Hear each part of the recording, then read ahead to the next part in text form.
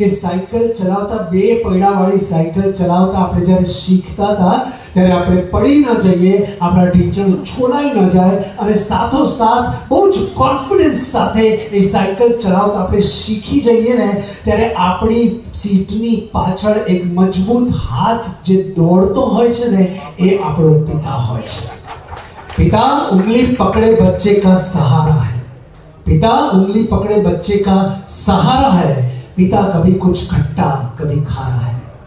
पिता है तो बच्चों के सारे सपने हैं, पिता है तो बच्चों के सारे सपने हैं, पिता है तो बाजार के सारे खिलौने अपने हैं।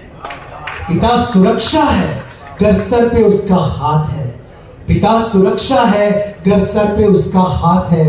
पिता नहीं है तो बचपन अनाथ है। विश्व में किसी भी देवता का स्थान सबसे दूजा है। अच्छी पंक्ति અહીંયા બેઠેલા તમામ મમ્મી પપ્પાઓને ડેડિકેટ કરીએ છીએ। विश्व में किसी भी देवता का स्थान सबसे दूजा है, माँ बाप की सेवा ही सबसे बड़ी पूजा है। माँ बाप की सेवा ही सबसे बड़ी पूजा है। पितृ तर्पण करिए, जगतना तमाम पप्पाओने खास કરીને અંકલને અંકલને યાદ કરીએ અને આ પિતૃની આખી સરસ મજાની સૂરની લહેર અહીંથી લહેરાવીએ।